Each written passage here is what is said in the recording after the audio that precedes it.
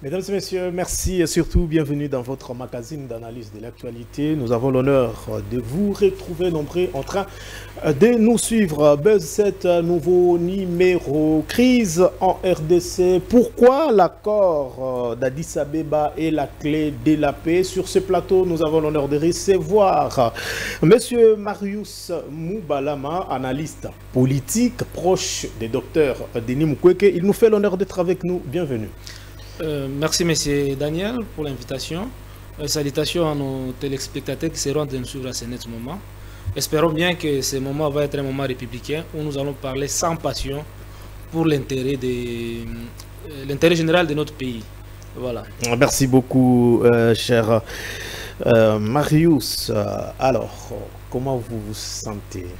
Non, tout va bien. Nous sommes là malgré la situation dans laquelle se trouve notre pays, qui demeure une préoccupation majeure pour le docteur Denis Mukwege, à qui je souhaite en ce moment joyeux anniversaire, le 1er mars. Le docteur Denis Mukwege totalise 70 ans d'âge. Et pour moi, 70, le chiffre 70, c'est très symbolique. Vous savez que Dieu le Père, Dieu le Créateur, pendant qu'il créait le monde, il a pris 7 jours de travail, disons 6 jours plus 1 jour de repos, ce qui fait 7. Et quand je vois les chiffres 7, aujourd'hui, Mukwege totalise 70 ans d'âge, je me dis que durant les 6 ans que Dieu a travaillé, je considère aussi le nombre d'années que Mukwege est en train de travailler pour l'établissement de la paix dans notre pays. Alors. Et à sa 70e année, c'est maintenant le moment de repos. Comme Dieu s'était reposé au 7e jour, Mukwege aussi, 70e année, c'est le moment de repos comme il nous a promis que l'année 2025 sera une année de paix. Et on ne se repose que pendant la paix. N'est-ce pas? Pendant la période de paix, c'est le moment où on va se reposer. Et Denis Mukwege, je suis sûr et certain qu'à sa 70e année d'anniversaire, il travaille pour nous donner de façon durable la paix. Je souhaite encore une fois de plus au Moueshimiwa, comme j'aime bien l'appeler, Moueshimiwa, le très respecté docteur Denis Mukwege, prix Nobel de la paix, un heureux anniversaire. Longue vie à vous, papa, et que Dieu continue à vous protéger. Alors, l'évolution de la situation sécuritaire dans l'Est de la République. Ma première question, c'est d'abord, comment évaluez-vous l'évolution de la situation sécuritaire dans l'Est de la RDC ces derniers mois? La situation de sécurité dans notre pays, comme vous le connaissez, elle est très morose. C'est depuis des années que notre pays est sous l'agression du Rwanda, qui est utilisé, n'est-ce pas, par les entreprises, si je peux dire ça comme ça, appartenant aux pays puissants, afin que ces derniers puissent avoir la même mise sur notre matière première. Ça veut dire que l'agression dont nous sommes victimes a plusieurs mobiles. Et le mobile majeur, c'est le mobile économique. Et donc, on utilise le Rwanda, on finance le Rwanda, on donne le Rwanda les moyens nécessaires pour nous agresser, afin que ces entreprises-là puissent avoir le contrôle sur notre matière première. Et c'est ça le malheur de notre pays. Alors qu'il y a une possibilité que ces entreprises puissent, n'est-ce pas, négocier directement avec notre pays, afin d'éviter toutes ces atrocités-là. Voilà un peu la situation qui prévaut dans notre pays. Et certains territoires aujourd'hui... Vous pensez que ce sont les raisons profondes qui prouvent l'intensification de cette situation à l'est de la RDC? Aujourd'hui, nous ne cesserons jamais de le dire, les raisons majeures de l'agression de notre pays, je l'ai dit tantôt, ce sont des raisons économiques. Et ça veut dire qu'au niveau interne ici, notre pays, on ne cesse de citer le Rwanda, on ne cesse de pointer le Rwanda. Or, les raisons majeures, on l'ignore. Vous allez voir que pendant que nous sommes dans cette situation ici, on ne cesse de pousser la RDC dans une logique, dans la logique de processus de Luanda et le processus de Nairobi, qui ne met en place que le Rwanda et la RDC. Or, le conflit va au-delà du Rwanda. Les acteurs sont au-delà du Rwanda. Et c'est cela qui a le problème. Ouais. Donc, comme je l'ai dit, le Rwanda est utilisé. Et aussi, le Rwanda a ses propres revendications qui ne sont pas majeures, qui ne devraient pas qui ne devrait pas nous amener dans cette situation ici. Parce que les Rwandais, on peut tout dire, il n'a pas les moyens nécessaires pour combattre la RDC s'il ne pas soutenir. Okay. Et ceux qui soutiennent les Rwandais, ils ne les soutiennent pas parce qu'ils aiment les Rwandais. D'ailleurs, c'était ma question, le rôle que jouent aujourd'hui les acteurs externes. Ok, il faut qu'on essaie un peu de circonscrire d'abord la situation dans laquelle nous sommes. Pour qu'on arrive à une solution durable, à une paix durable, il y a 3 dimensions. Okay. Il y a 3 démarches qu'il faut suivre. La première démarche, c'est le cessez-le-feu, mettre fin aux atrocités. La deuxième démarche, c'est la conférence internationale pour la paix en RDC qui prône Dr Denis Mukwege. Et c'est là la démarche dans laquelle il est depuis un certain moment au niveau de l'Union européenne, au niveau de la communauté internationale. Il y a aussi le pacte social, parce que la coopération internationale, c'est un mécanisme international pour que nous puissions arriver à la paix. Mais il y a aussi le pacte social pour la paix et le vivre ensemble en RDC et dans le pays des Grands Lacs, proposé par la CENCO. Ça, c'est maintenant le mécanisme interne, parce qu'il ne faut pas l'ignorer. Il y a les problèmes qui sont endogènes, qui doivent être réglés d'abord à l'interne. Et nous estimons... Je cherchais d'abord à voir un peu les rôles que jouent les acteurs extérieurs. Ok, les acteurs extérieurs... Parce que vous avez de manière ramassée parlé de ceux qui sont derrière le Rwanda, tantôt l'Ouganda également. Mais ici, voilà. Permettez-moi alors de... Permettez-moi mention d'une conférence internationale, déjà on entend qu'il y a d'autres qu'on ne veut pas de manière audible les citer. Je l'ai dit tantôt, que le Rwanda est un proxy téléguidé dans ces conflits. Très bien. Et utilisé par les Occidentaux, par tous ceux qui achètent le matière première à travers le Rwanda pour nous agresser. Mais le conflit ici a déjà trouvé des solutions. Il y a eu déjà une réponse que nous considérons être une réponse louable, qu'on a trouvé en 2013 à travers l'accord cadre d'Addis Abeba. L'accord cadre d'Addis Abeba pour la paix, la sécurité et la coopération pour la RDC a été signé et il y a eu plusieurs acteurs qui ont été mis sur la même table. Et alors les acteurs majeurs de ces conflits, il y avait nous, la RDC, qui était là, qui sommes le pays agressé.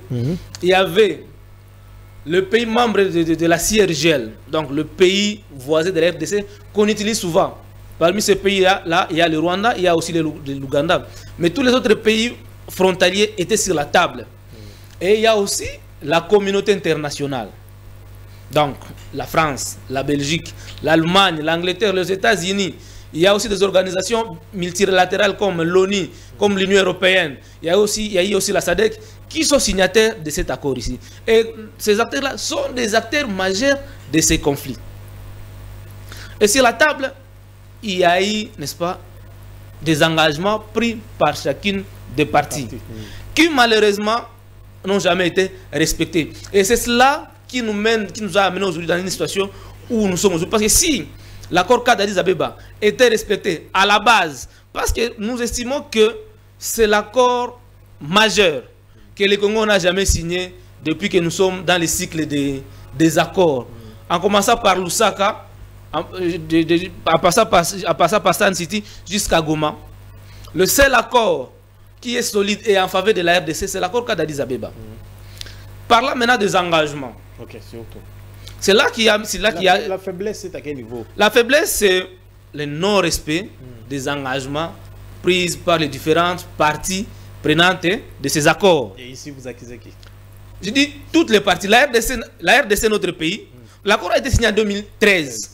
Depuis 2013, ces accords-là ont été mis à côté. Je vais y revenir. Le président Tshisekedi arrive au pouvoir. On l'amène dans une autre logique. On l'éloigne de l'esprit de l'accord cadre d'Addis Abeba. On l'amène dans le processus de Luanda, dans le processus de Nairobi, qui, vous le savez, nous amène dans une impasse politico-diplomatique qui ont prouvé leurs limites. Le 15 décembre 2012, Kagame a boycotté les sommets pour des raisons qui lui sont propres. Nous, notre pays, la RDC, nous avions pris quelques engagements. Le premier engagement, c'était de rétablir l'autorité de l'État sur toute l'étendue du territoire. Et vous allez vous rendre compte qu'aujourd'hui, depuis un certain moment, l'autorité de l'État n'est pas effective sur l'ensemble du territoire. Donc l'intégrité de notre territoire n'est pas protégée. Et ça, c'est un problème sérieux. Quand l'État n'arrive pas à être présent partout sur toute l'étendue du territoire, ce qui amène aux agresseurs de progresser et de prendre de territoire en territoire sans qu'il y ait défense. Parce qu'ils arrivent dans des zones où l'État n'existe pas. Sur le plan militaire, sur le plan administratif, l'État est quasiment absent. Nous, qu'ici, au Kwango, dans les Grands Bandundu, avec la milice... avec la milice les Mubondo, c'est n'importe quel moment qui font éruption dans des cités, ils tuent, ils violent la paisible situation sans qu'ils ne soient inquiétés. Et c'est là, depuis un certain moment, l'État n'arrive pas à mettre fin, n'est-ce pas, à ce banditisme-là. Pourquoi? Parce que l'État n'est pas présent. Et cela, ça n'a pas commencé aujourd'hui. J'ai dit bien, c'est depuis 2013 que l'accord a été signé. Nous avons pris l'engagement de réformer l'armée et la police. Et ça, c'est un grand problème que nous avons dans notre pays. Ne soyez pas surpris que nos forces armées se trouvent en débandade. Partout là où ils doivent s'affronter face aux agresseurs. Pourquoi? Parce que nous n'avions pas pris le temps, n'est-ce pas, de réformer notre armée, de rendre notre armée républicaine. Vous savez de la manière dont notre armée a été cousue, si je peux dire comme ça. C'est un regroupement de différentes forces venant de différentes rébellions par le passé. Qu'on a mixé, qu'on a mis ensemble. Chacun venait avec sa grade telle qu'il lui a été attribuée alors qu'il n'a aucune formation dedans. C'était des civils qui n'ont jamais eu aucune formation. Ils se sont retrouvés des généraux dans l'armée. Et à un moment donné, vous allez vous rendre compte que dans les esprits de certains militaires, de certains hauts gradés de l'armée, ils ont toujours des penchants par rapport à leur seigneur de guerre de l'époque. Ce qui constitue une faiblesse énorme dans l'armée. On n'a pas pris le temps de réformer l'armée. Et quand vous lisez Dr Denis Mukwege, dans ce qu'il a écrit, dans le plan de paix qu'il a soumis, laissez-moi terminer, comme ça, je prends dans ce qu'il a soumis à la population, il a donné toutes les démarches possibles pour que nous ayons une armée républicaine, pour que nous arrivions à réformer notre armée. On dirait même un breveté de l'état-major parce que c'est très éloquent. Il a même donné le mécanisme pour désarmer, n'est-ce pas, des militaires. Ne vous inquiétez pas. Il y a des militaires qui sont désarmés et abandonnés dans la société. Quelqu'un qui a été habitué à toucher les armes, à vivre grâce à ces armes-là, vous les démobilisez et vous ne faites rien de ce type-là, il devient dangereux dans la société. Et ce sont ces mêmes gens-là que les agressés sont en train de récupérer et qui les arment encore pour mettre en danger la population. Il y a plusieurs engagements. Notre pays a pris l'engagement de travailler, n'est-ce pas, pour ces engagements qui ne sont jamais été pour la réforme des institutions de finances publiques et consorts. Quand vous regardez comment est-ce que l'administration de l'État est organisée, les finances publiques, comment est-ce qu'ils sont gérés, ça laisse à désirer. Et tous ces éléments-là, ce sont des éléments, si c'était respecté, ça allait dans le sens de renforcer l'État congolais, ça allait dans le sens de renforcer les gouvernements, la gouvernance dans notre pays. Mais également, nous avons pris l'engagement de travailler sur la tolérance. Donc la justice, la tolérance, la justice et la tolérance. Donc, en quelque sorte, la justice transitionnelle. On ne peut pas construire, n'est-ce pas, une nation, un pays, sans la justice. Yes. Notre pays a connu des atrocités. Notre pays a connu des crimes, des violences sexuelles. Et tous ceux qui sont acteurs, n'est-ce pas, de ces crimes-là, sont devenus des généraux, sont devenus des ministres, de PDG. Dans l'entretien, les bourreaux sont là. Et ça, c'est un problème sérieux. On devrait commencer par connaître la vérité, par réparer les victimes, par juger les acteurs, mais aussi avoir, n'est-ce pas, les garanties de non-répétition. C'est ce qu'on appelle la justice transitionnelle. Mais on n'a jamais passé par là. On a favorisé, n'est-ce pas, l'amnistie pour le criminel au détriment de la justice. Et ça tire vers le bas la possibilité d'avoir la paix. Et donc, les engagements que nous avons pris, nous, la RDC, allaient dans le sens, n'est-ce pas, de consolider la paix. Et à l'issue de cet accord, ça c'est du côté congolais, il y a eu un mécanisme national de suivi qui a été mis en place. C'est très bien. Alors, je voudrais qu'on revienne un peu au-delà de tout ce que vous venez d'évoquer comme élément d'engagement vis-à-vis de cet accord qui n'a jamais été respecté. Ok. Maintenant, qu'est-ce que nous devrons normalement faire pour l'instant? Je voudrais d'abord que vous puissiez me donner votre analyse sur la diplomatie. Aujourd'hui, nous avons la SADC, nous avons l'EAC, nous avons l'ONU, nous avons d'autres puissances qui sont derrière la République. Comment trouver une solution à ces conflits qui a longtemps duré? Ok, là, je parlais des engagements, n'est-ce pas, de la RDC. Okay. J'ai parlé de 3 acteurs majeurs qui ont signé l'accord d'Addis Abeba. Il y a aussi l'engagement de pays membres de CIRGL qui, eux aussi, à leur tour, n'ont pas respecté leur engagement. Voilà pourquoi nous sommes dans cette situation ici. Ils ont pris quel engagement? Donc, le Rwanda et l'Ouganda, qui sont aujourd'hui les proxys téléguidés qu'on utilise pour nous mettre aujourd'hui à genoux. Ils ont pris l'engagement de respecter l'intégrité et la souveraineté de notre pays. Ça, c'est très majeur. C'est à n'importe quel moment que le Rwanda et l'Ouganda violent la souveraineté et l'intégrité de notre pays. C'est à n'importe quel moment qu'ils s'ingèrent aux questions politiques dont ils n'ont pas, auxquelles ils ne sont pas invités, ils ne sont pas concernés. Ça, c'est un problème. Là, il y a violation de l'engagement. Ils ont pris l'engagement de ne pas apporter aucun soutien. Je dis bien aucun soutien aux groupes armés évoluant. Mais c'est Marius. Attends. Au-delà de tout ce que... Je veux que ceux qui nous suivent puissent comprendre le bien fondé de l'accord cadre d'Addis Abeba. Ils ont pris l'engagement de ne pas soutenir. Pas de mesures contraignantes en cas de sanctions. Je vais y arriver. Je vais y arriver, messieurs les journalistes. Là, apparemment, ils ont pris l'engagement de ne pas soutenir aucun groupe armé. Ils ont pris l'engagement de développer une forme de coopération administrative et judiciaire avec la RDC. Ça veut dire que dans les sens qu'il y a des criminels qui s'enfuient dans un des pays limitrophes, membres de CIRGL, soient arrêtés et transférés au Congo pour que celui-là soit jugé. Vous savez qu'en 2013, lorsque la M23 a été défait, ils ont pris fuite vers les Rwandais et l'Ouganda. Et lorsqu'ils sont rentrés pour prendre Bunagana, ils sont venus de l'Ouganda. Donc là, il y a aussi un problème. Ils ont pris l'engagement, je l'ai dit, de respecter la souveraineté et l'intégrité de notre pays. Vous comprenez par là que non, ces pays n'ont pas respecté les engagements. Il y a aussi la partie de la communauté internationale qui est aussi l'acteur majeur. C'est là que je vais répondre à votre question sur le plan diplomatique. Qu'est-ce qu'il faut faire? Le voie de sortie de la crise. Ils ont pris l'engagement d'accompagner la RDC dans la mise en pratique, la mise en œuvre de l'accord. Ils ont pris l'engagement de sanctionner, n'est-ce pas, tout acteur qui n'aura pas respecté les engagements. Et depuis un moment, vous allez voir que non, la communauté internationale a semblé être loin de cet accord. Pour quelle raison? À qui profite cette lourdeur ou le silence? Voilà, bonne question. Vous comprendrez que depuis un certain moment, notre pays et la façon dont nous avions évolué avec la diplomatie congolaise, nous avions quitté la logique de l'accord cadre d'Addis Abeba pour aller dans la logique du processus de Luanda et de Nairobi. Le processus de Luanda met sur la table seulement le gouvernement congolais et le Rwanda.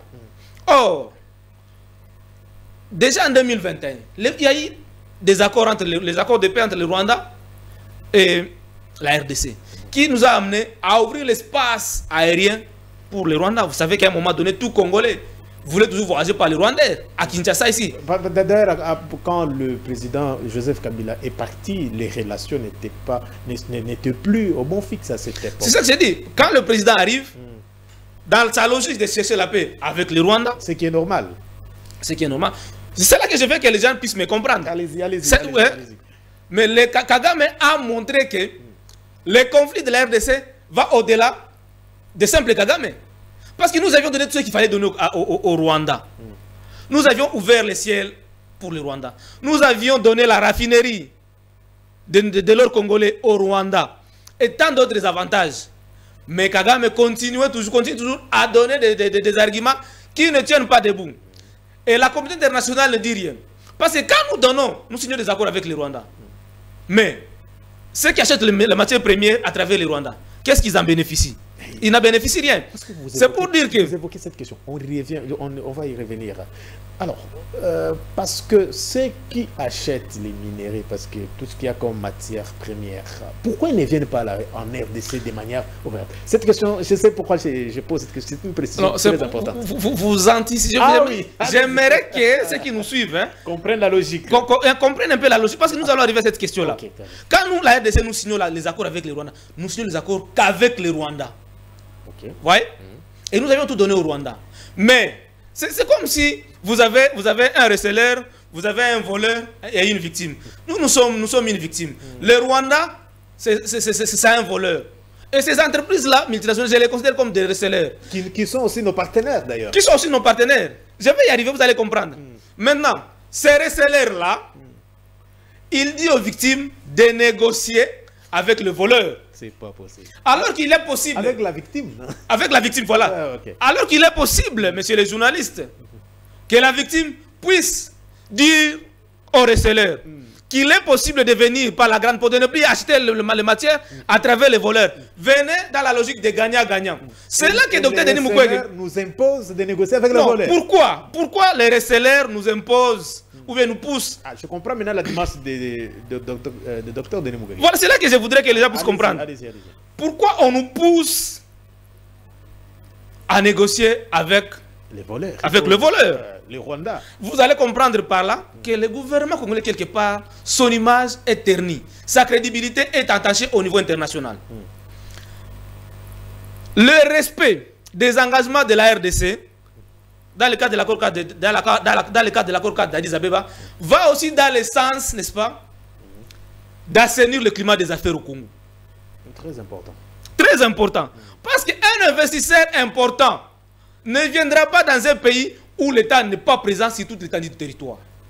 Ne viendra pas dans un pays où la corruption, le détournement est une monnaie courante. C'est ça l'image que les investisseurs ont de la RDC. C'est ça l'image que les investisseurs ont de la RDC. Et c'est une réalité.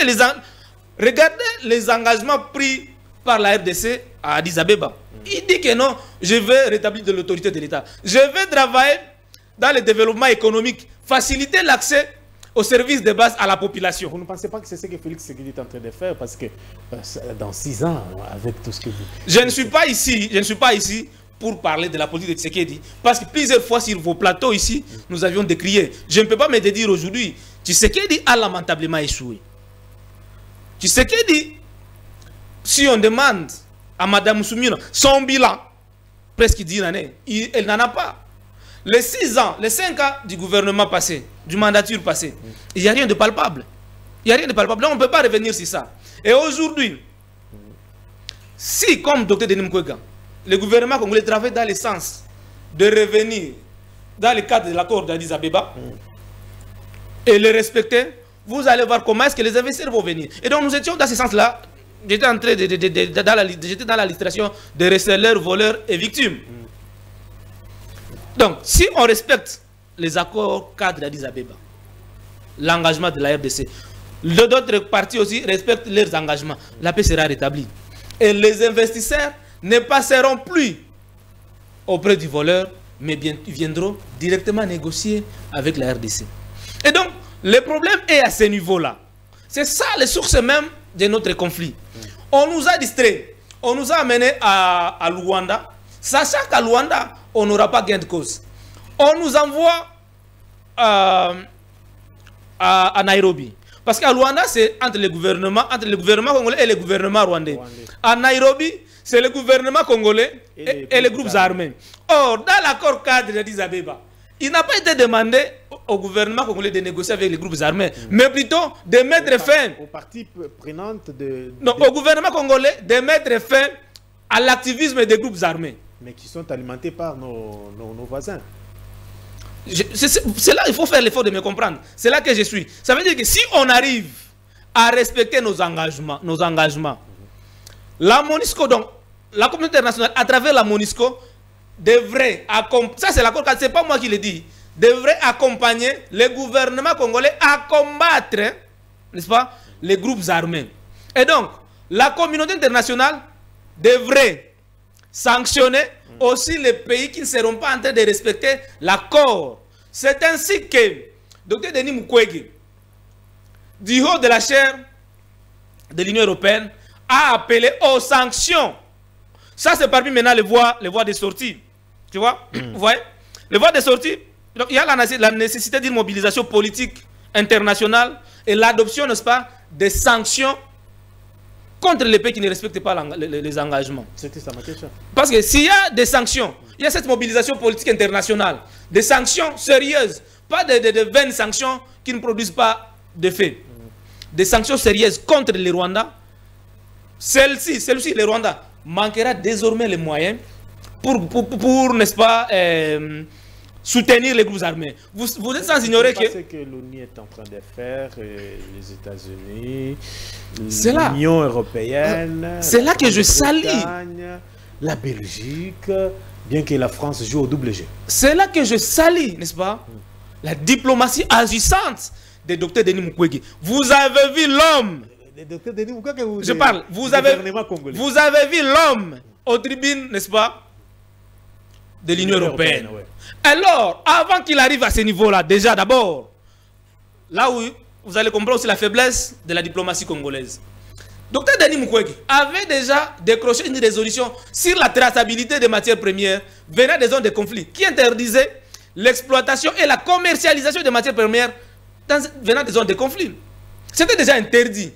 Pendant que cela est acquis, c'est le gouvernement congolais qui signe avec le Rwanda, comme je l'ai dit tantôt, l'accord de paix en 2021, et qui octroyait le Rwanda la possibilité d'avoir la raffinerie de l'or. Cet or-là venait d'où? Des zones de conflit, exploité grâce à la violence faite aux femmes, à l'exploitation de mineurs, des enfants, à des tueries. C'est que combat Dr Denis Mukwege. Et cette résolution-là était déjà un instrument obtenu par Denis Mukwege à la communauté, au niveau de l'Union européenne, que le gouvernement devrait normalement utiliser. Ouais. C'est quand le gouvernement signe des accords avec le Rwanda, c'est alors que l'Union européenne va aussi au Rwanda pour signer les accords avec le Rwanda afin d'acheter... C'est le gouvernement congolais qui a donné la matière ou les arguments à l'Union européenne. Vous comprenez maintenant la faiblesse de la diplomatie. La démarche de Félix Tshisekedi était de trouver la paix entre les voisins. Non, il avait mal ciblé son voisin. Non, pas son voisin, l'agresseur. Il faut aujourd'hui toucher aux questions profondes. Cibler les vrais acteurs. Et le docteur Denis Mukwege l'avait toujours dit. C'est pourquoi il est allé à l'Union européenne. Et il a mis les députés européens face à leurs responsabilités. C'est ainsi que tous, à l'unanimité, ont pris la décision de mettre fin, n'est-ce pas, à cet accord-là d'achat des minéraux par le Rwanda, à travers le Rwanda. Ça, c'est une victoire. Et pour cela... Il faut reconnaître, docteur. Pardon? Il faut reconnaître au gouvernement. Qu'il faut reconnaître au docteur Denis Mukwege. C'est ça aussi le grand problème. Quand il y a un digne fils qui fait un bon travail pour sa nation, il faut le lui reconnaître. J'en ai ici aux Congolaises de s'approprier du combat du docteur Denis Mukwege.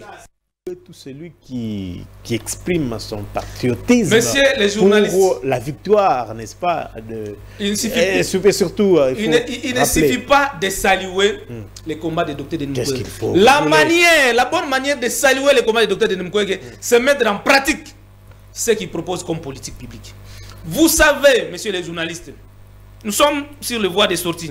Allez-y. Denis Mukwege avait interpellé le gouvernement congolais de ne pas laisser les forces de l'EAC entrer sur notre territoire. Ils sont déjà pavés. Attends. On l'avait traité de tous les noms d'oiseaux. On l'avait traité de jaloux. On l'avait traité de novices apolitiques. Cette force-là est entrée. Ouais. La suite, nous l'avions connue. Aujourd'hui, la solution à cette question-là, cette force-là est partie. Mais ce n'est pas fini. Les gouvernements congolais doivent développer les mécanismes pour les retraits de la RDC dans l'EAC. On ne peut pas alors trouver solution au problème que nous avons à l'Est avec les agresseurs. Non, mais la politique de Félix Tshisekedi était combattre les systèmes dans les systèmes. Je sais qu'il y a des voisins qui me mettent mal à l'aise, mais je viens dans votre organisation pour qu'on en parle de manière claire. Je vous ai dit que le gouvernement de Kinshasa avait mal identifié l'agresseur. Okay. Ça, je dis, l'EAC, c'est un regroupement des agresseurs, des pays qui convoitent notre matière, notre richesse. Nous n'avions pas voulu naître dans ce pays. C'est le bon Dieu, par sa bonté et sa souveraineté divine, qu'il a décidé de nous donner ce que nous avons. Vous voyez? Et donc, aller coopérer avec les agresseurs, ça ne donnera jamais la peine.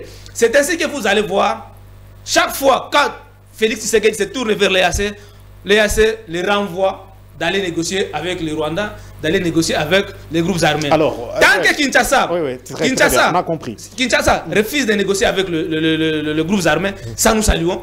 Mais pendant que vous négociez avec les Rwandais, indirectement, c'est l'M23 à qui vous donnez de la force. Parce que le cahier de charge de Kagame, c'est le même cahier de charge que l'M23. Et donc, il n'y avait pas nécessité de négocier avec Kagame, de négocier avec le M23, si et seulement si l'accord cadre d'Addis Abeba était respecté. Et donc, c'est une des voies de sortie de la crise.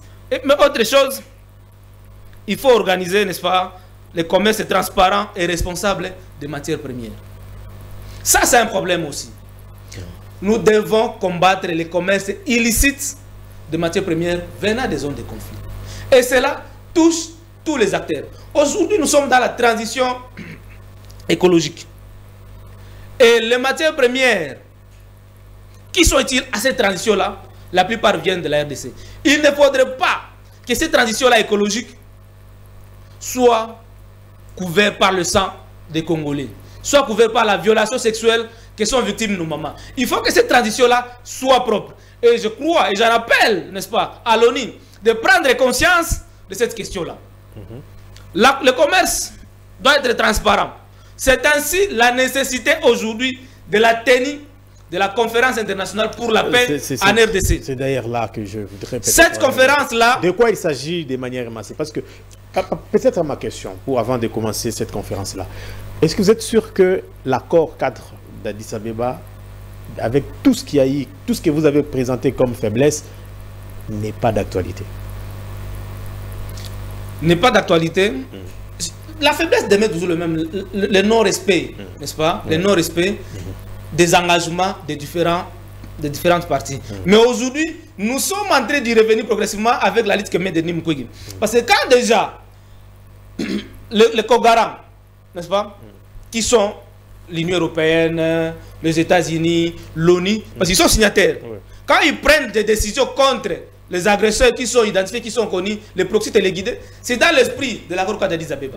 Et le gouvernement congolais doit sauter sur l'occasion et revitaliser cet accord-là.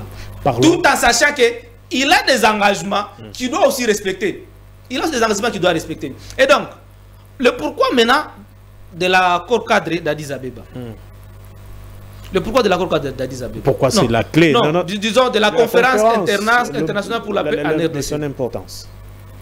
Nous avions dit que le conflit que nous avons aujourd'hui a pour soubassement les causes économiques.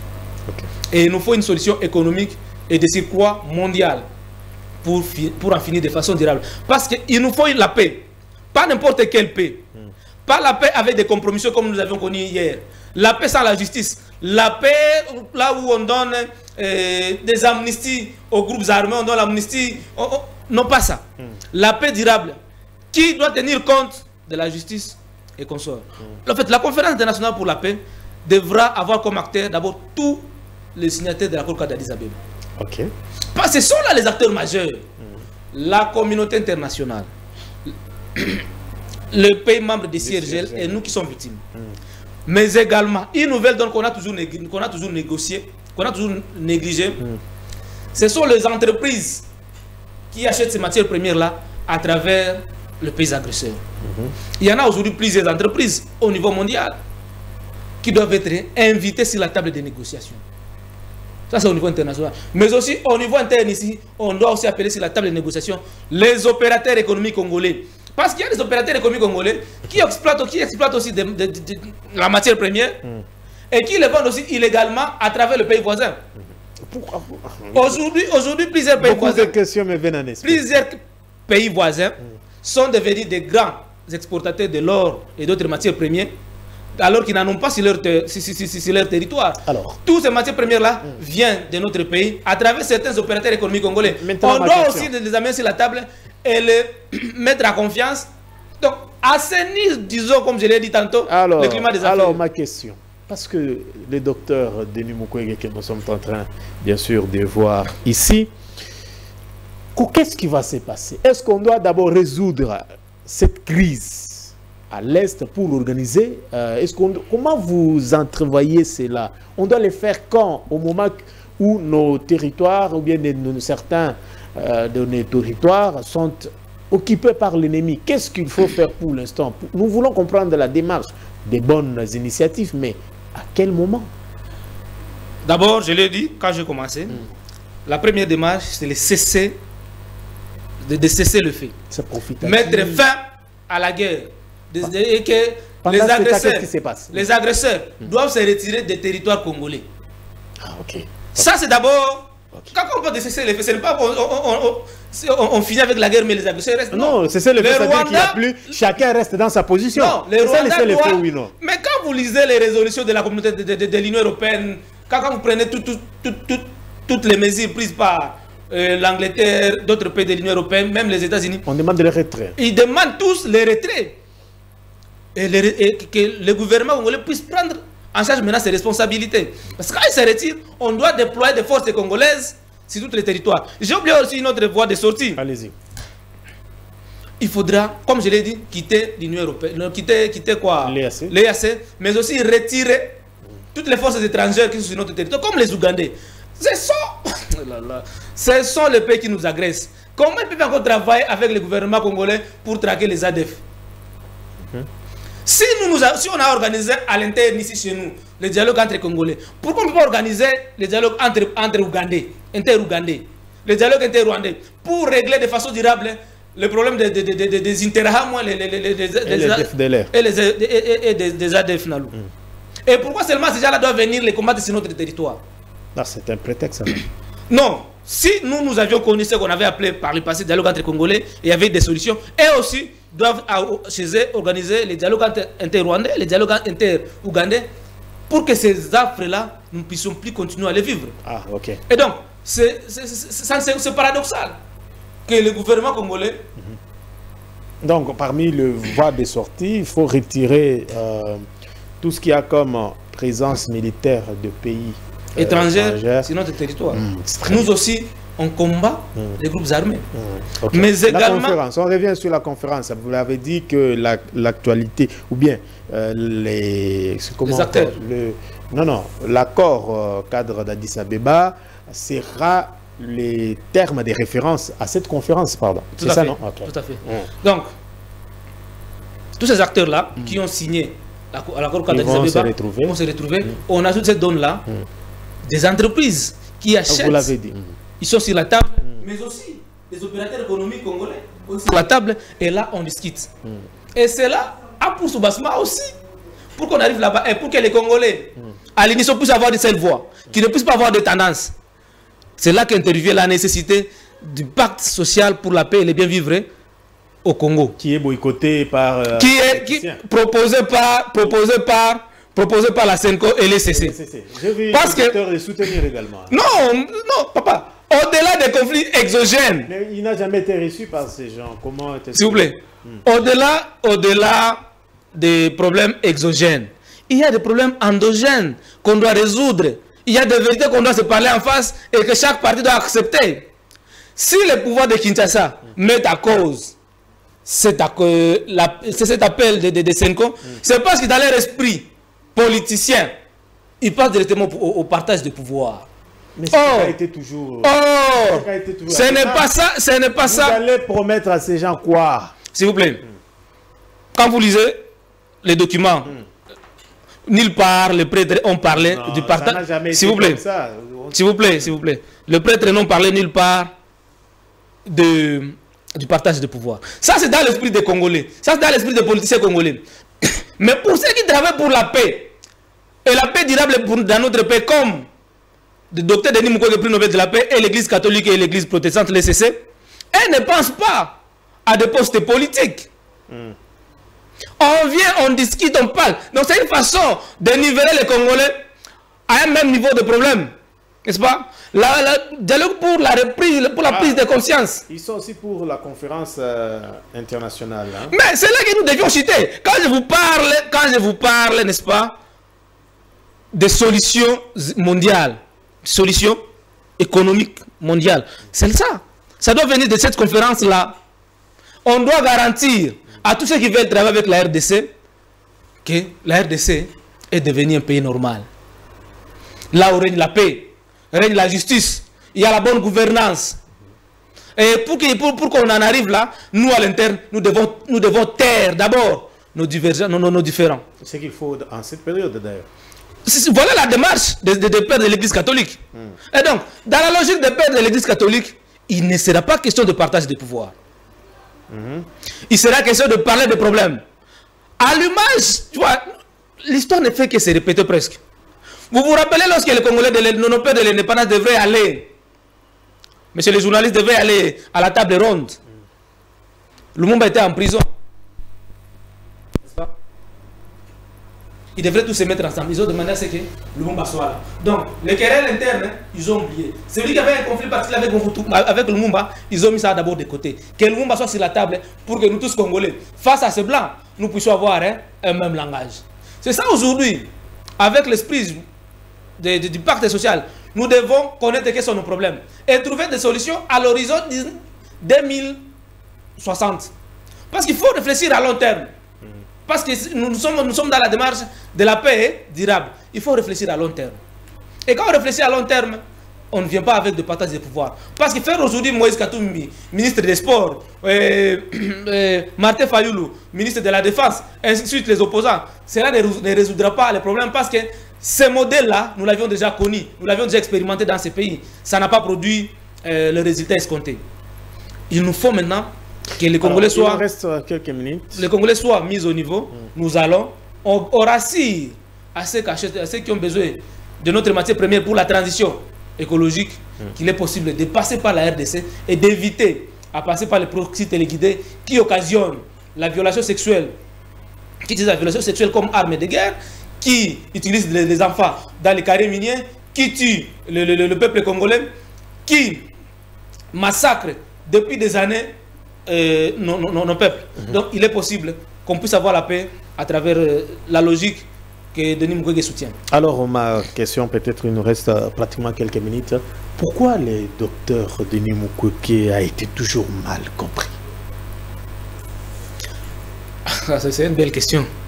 On doit, parce que quand on vous entend, apparemment, c'est parmi quand même des questions ou des solutions qu'il faut mettre en pratique. Mais comment est-ce qu'on n'arrive pas à l'écouter? Le complot contre la RDC est très profond. Et les acteurs de ce complot-là, ils se connaissent. Mais la solution a toujours été là. C'est pourquoi le docteur Denis Mukwege ne s'est jamais lassé. Ceux qui sont complices de ces conflits ne permettront pas à ceux qui aient la paix. Ne les permettront pas.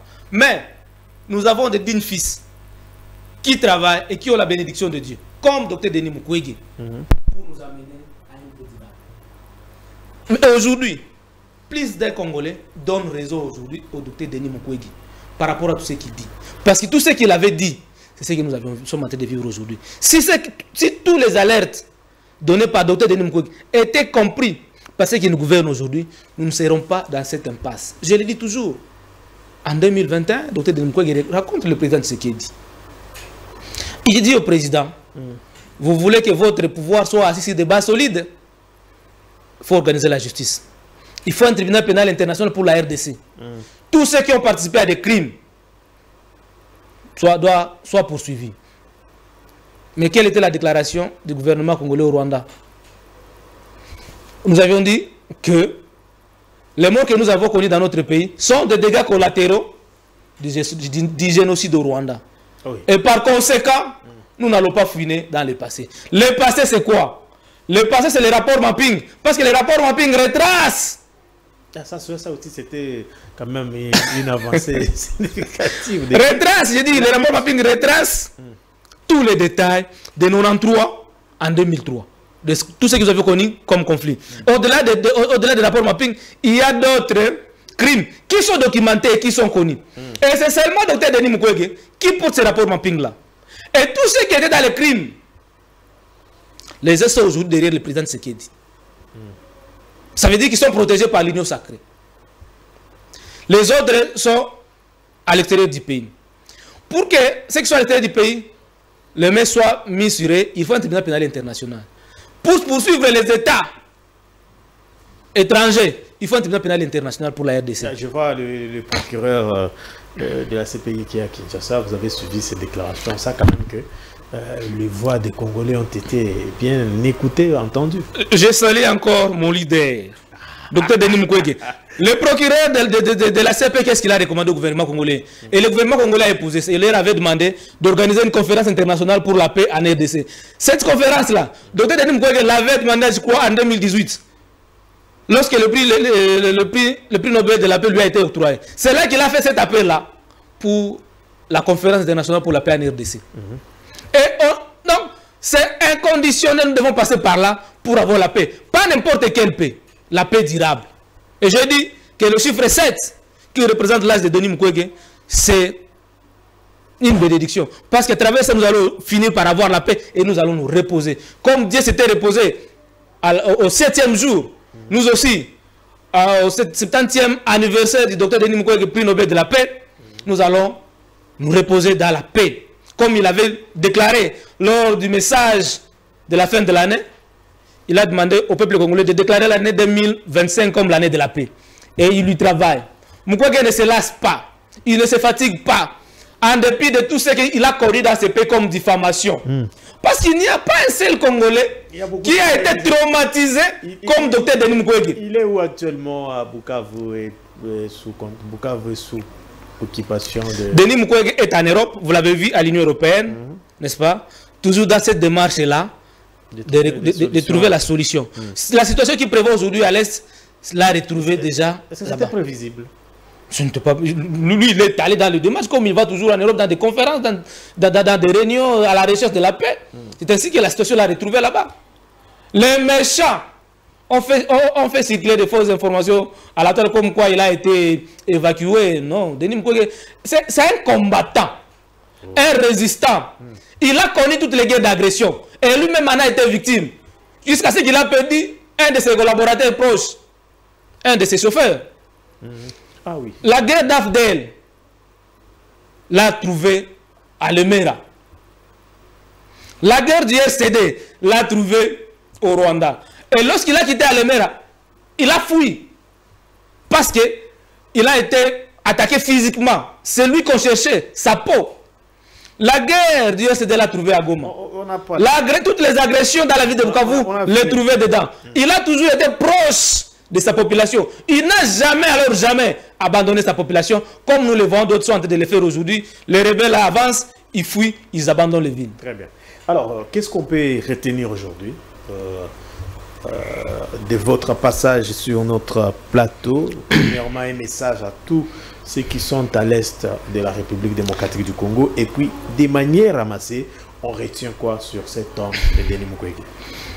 À retenir, pour arriver à la paix durable, il y a 3 dimensions. Allez-y. D'abord, le cessez-le-feu et le retrait des groupes étrangers sur notre territoire. Donc, les Rwandais doivent libérer leurs forces. Et toute autre force étrangère qui est sur notre territoire doit quitter. La sécurisation des Congolais, c'est de la souveraineté nationale. C'est le président Tshisekedi comme président de la République qui a le devoir de sécuriser sa population et non pas d'autres forces. La tenue de la conférence internationale pour la paix en RDC et le pacte social pour la paix et le bien vivre en RDC sont les conditions nécessaires pour aboutir à une paix durable. Voilà tout ce que je peux dire.